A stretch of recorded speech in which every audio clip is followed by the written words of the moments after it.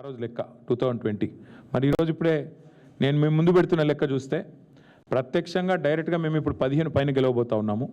దాంతోపాటు పరోక్షంగా అంటే మేము సింగిల్ లార్జెస్ట్ పార్టీగా ఉన్న కాడ మరి దాదాపు మరో 10-15 చోట్ల మాకు చాయిస్ ఉంది, అవకాశం ఉంది. కాబట్టి ఓవరాల్గా చూసుకుంటే 117లో డెఫినెట్గా మంచి ఫలితాలు వచ్చినట్టుగానే మేము భావిస్తూ ఉన్నాం. అయితే సరే ఇక డబ్బు, మద్యము, అధికార యంత్రాంగ దుర్వినియోగము ఇవన్నీ కూడా తారాస్థాయికి చేరినాయి. చూస్తూ ఉన్నారు, మీరు కూడా చూస్తున్నారు. ఇప్పుడు మీరు కూడా టీవీలలో మీరు కూడా స్క్రోలింగ్లు ఇచ్చారు, మీరు కూడా వీడియోలు ఇచ్చారు. చాలా చోట్ల మరి పెద్ద ఎత్తున విస్తృతంగా అధికార దుర్వినియోగం కూడా జరిగింది. అయినప్పటికీ ఓటర్లు మాత్రం భయపడకుండా బయటకు వచ్చి ఓటేసినందుకు వారికి కూడా మేము ధన్యవాదాలు చెప్తా ఉన్నాం. సరే, అక్రమాల ద్వారా ఇక మొదలుపెట్టినారు ఆల్రెడీ. బేరాలు, బేరసారాలు, ఎత్తుకుపోవడాలు, పోలీసులను పంపించి బెదిరించడాలు ఇవన్నీ మొదలైనవి ఆల్రెడీ రాష్ట్ర వ్యాప్తంగా.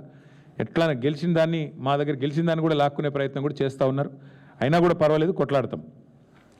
అయితే మాకు సంతోషకరమైన విషయం ఏమంటే సింగరేణిలో జరుగుతున్న బొగ్గు కుంభకోణం ఏదైతే ముఖ్యమంత్రి గారి బావమరిది కీలక పాత్రధారిగా, ముఖ్యమంత్రి బావమరిది కింగ్ పిన్గా సింగరేణిలో ఏదైతే 6,000 కోట్ల కుంభకోణాలు చేసినారని మేము బయట పెట్టినామో, దాని తర్వాత మాతో పాటు CPI communist party of India కలిసి వచ్చి మాకు చెన్నూరు నియోజకవర్గంలో కేతన్పల్లి మున్సిపాలిటీలో మాతో పాటు కలిసి ప్రచారంలో పాల్గొనడమే కాకుండా సీతారాములు గారు ఈరోజు ఆ మున్సిపాలిటీ కూడా మేము గెలుచుకున్నాం. అంటే సింగరేణి ప్రాంతంలో సింగరేణిలో జరుగుతున్న దోపిడీ ఏదైతే ఉన్నదో, ఈ దోపిడీలో ముఖ్యంగా కాంగ్రెస్, బీజేపీ కలిసి పనిచేస్తూ ఉన్నాయి. కాబట్టి వారిని నిరోధించడానికి సిపిఐ కలిసి వస్తే వారిని కూడా కలుపుకున్నాం. ఇక్కడికి వచ్చే ముందు మిత్రులు కొత్తగూడెం శాసనసభ్యులు రాష్ట్ర సిపిఐ సెక్రటరీ సాంబశివరావు గారితో కూడా నేను మాట్లాడాను. కొత్తగూడెంలో కూడా ఈరోజు హంగ్ వచ్చింది. అక్కడ కూడా సిపిఐకి 25 ఏదో వచ్చినట్టున్నాయి, మాకు 9-10 వచ్చినట్టున్నాయి. కాబట్టి నేను వారికైతే ఓపెన్ ఆఫర్ ఇచ్చినాను. సింగరేణిలో జరుగుతున్న కుంభకోణాలు, సింగరేణిలో జరుగుతున్న దుర్మార్గాలు, అరాచకాలకు అడ్డుకట్ట వేయాలి అంటే డెఫినెట్గా మేము మీతో కలిసి వస్తాము. కాంగ్రెస్, బీజేపీని అడ్డుకోవాల్సిన అవసరం ఉంది. ఎందుకంటే ఈ రెండు చోట్ల కూడా అక్కడ 51% వాటా సింగరేణిలో రాష్ట్ర ప్రభుత్వానికి ఉంది, కాంగ్రెస్ ప్రభుత్వం ఇక్కడ ఉన్నది. 49% వాటా కేంద్ర ప్రభుత్వానికి ఉంది, బీజేపీకి అందులో భాగస్వామ్యం ఉంది. ఇన్ని అక్రమాలు జరుగుతున్నాయని చెప్పి మేము గొంతెత్తి ధర్నాలు చేసి క్షేత్రంలో ఘోషించి ప్రెస్ మీట్లు పెట్టి గవర్నర్ని కలిసి ఇంత హంగామా చేస్తే మరి ఇంతవరకు అటు కాంగ్రెస్ చప్పుడు చేయదు, ఇటు బీజేపీ చప్పుడు చేయదు.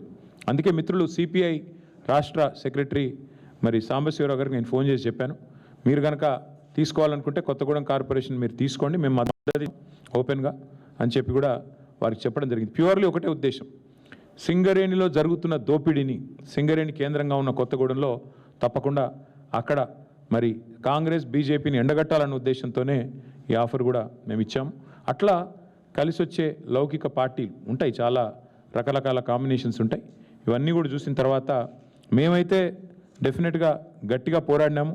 గట్టిగా క్షేత్రస్థాయిలో మా నాయకులు, మా కార్యకర్తలు కూడా బలంగా కొట్లాడారు. మంచి భవిష్యత్తు ఉంది అనడానికి. అట్లాగే ఈరోజు మరి ప్రధాన ప్రత్యామ్నాయం, ప్రధాన ప్రతిపక్షమే ఈ రాష్ట్రంలో.